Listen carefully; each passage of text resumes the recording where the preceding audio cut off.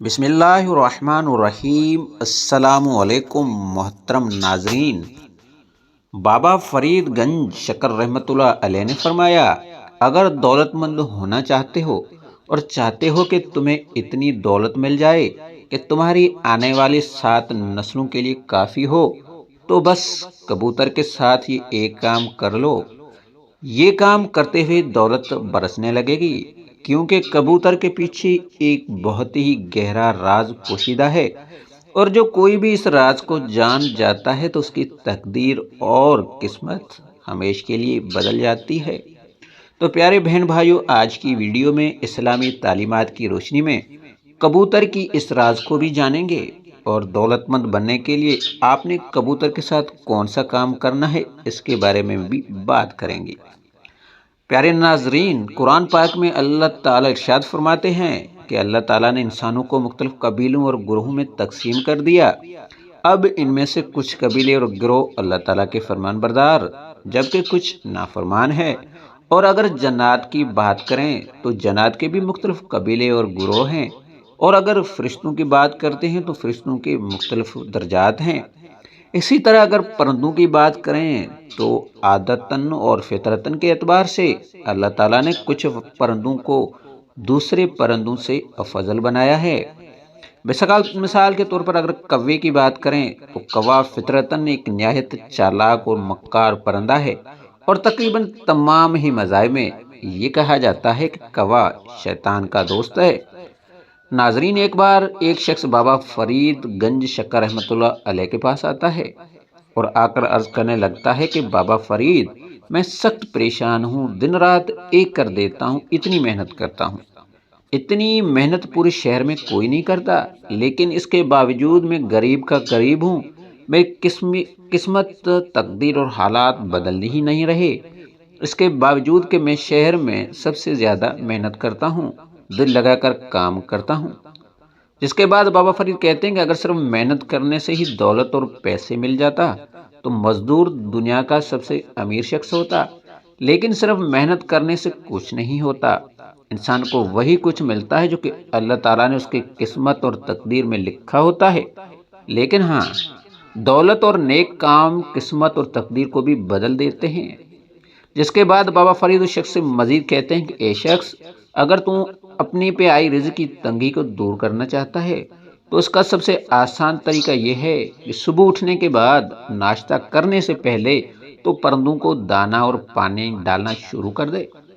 انشاءاللہ کچھ ہی دنوں میں تیرے رزق کی تنگی ایسے دور ہوگی جیسے دور ہونے کا حق بنتا ہے، کیونکہ جب کوئی بھی پرندوں کو دانا اور پانی ڈالتا ہے تو پرندوں کی قسمت میں لکھے رزق کے وسیلے سے اسے بھی رزق ملنے لگتا ہے۔ جس کے بعد اگر اس کی تقدیر میں رزق نہیں بھی ہوتا تو اس کے پاس رزق آنے لگتا ہے۔ ناظرین، وہی شخص ایسا ہی کرتا ہے، صبح اٹھنے کے بعد ناشتہ کرنے سے پہلے پرندوں کو دانا اور پانی ڈالنا شروع کر دیتا ہے۔ جس کے بعد کچھ ہی عرصے گزارتا ہے اور وہ دوبارہ سے بابا فرید کے پاس آتا ہے اور کہنے لگتا ہے کہ بابا فرید، آپ نے ٹھیک کہا ہے، جس دن سے میں نے صبح اٹھنے کے بعد ناشتہ کرنے سے پہلے پرندوں کو دانا اور پانی ڈالنا شروع کیا ہے، میرے رزق میں بہت زیادہ برکت پڑ گئی ہے، اب میرے پاس کسی چیز کی کوئی کمی نہیں۔ لیکن ہاں بابا فرید، ایک شکایت ضرور ہے کہ اللہ تعالیٰ کا دیا میرے پاس سب کچھ ہے، میرے پاس بہت زیادہ دولت و پیسہ آ رہا ہے، اللہ کا شکر ہے، لیکن میں بہت ہی زیادہ دولت کا مالک بن جانا چاہتا ہوں، میں چاہتا ہوں کہ میرے پاس بے تحاشا دولت اور پیسہ ہو جائیں۔ اس شخص کی یہ بات سننے کے بعد بابا فرید مسکرا دیتے ہیں اور کہنے لگتے ہیں، اے شخص، اگر تو یہ چاہتا ہے کہ تو شہر کا سب سے امیر آدمی بن جائیں اور تیرے پاس اتنی دولت، اتنا پیسہ ہو جائے کہ تیری آنے والی 7 نسلیں بیٹھ کر کھائیں تب بھی تیری دولت ختم نہ ہو، تو پرندوں کو دانا اور پانی ڈالنے کے ساتھ ساتھ کبوتروں کو، خاص کر کے کبوتروں کو دانا ڈالنا شروع کر دے۔ پھر دیکھ، نہ صرف تیرے پاس دولت و پیسے کی بھرمار ہو جائے گی، دولت تیرے اوپر برسنے لگے گی، بلکہ تیری کی گئی دعائیں بھی زیادہ قبول ہونے لگیں گی، کیونکہ تمام ہی پرندوں میں 2 پرندے ایسے ہیں جو کہ دوسرے تمام پرندوں کے مقابلے میں بہت ہی زیادہ معصوم ہیں۔ ان میں سے پہلا پرندہ ہے چڑیا۔ چڑیا کے اندر کسی قسم کی کوئی چالاکی نہیں پائی جاتی، चिड़िया सिर्फ अपने काम से काम रखती है, दाना दुन का चुगती है, पानी पीती है और उड़ जाती है। और जिसके घर से भी दाना चुगती है और पानी पीती है, उसके लिए दुआ भी करती है। यही वजह है कि जो शख्स भी फिर चिड़ियों को दाना और पानी डालना शुरू कर देता है, उसके घर में रिज़्क की तंगी खत्म हो जाती है। लेकिन चिड़िया से भी ज़्यादा मासूम परिंदा है कबूतर। कबूतर न सिर्फ तमाम ही परिंदों के मुकाबले में बहुत ज़्यादा मासूम है, बल्कि कबूतर तमाम ही परिंदों के मुकाबले में सबसे ज़्यादा इबादत गुजार परिंदा भी है। कबूतर सुबह से लेकर शाम तक और ख़ासकर रात में उठ उठ कर भी अल्लाह ताला की इबादत करता है। और शायद ये दिन अल्लाह ताला को याद करने और अल्लाह ताला को बहुत ज़्यादा इबादत करने का ही सिला है कि तुम्हें हर जगह कबूतर रहते मिलेंगे। फिर चाहे कोई मस्जिद हो, कोई दरबार हो, अल्लाह का घर खाना काबा हो या मस्जिद नबवी क्यों ना हो, हर पाकीज़ा जगह पर कबूतर रहते हैं।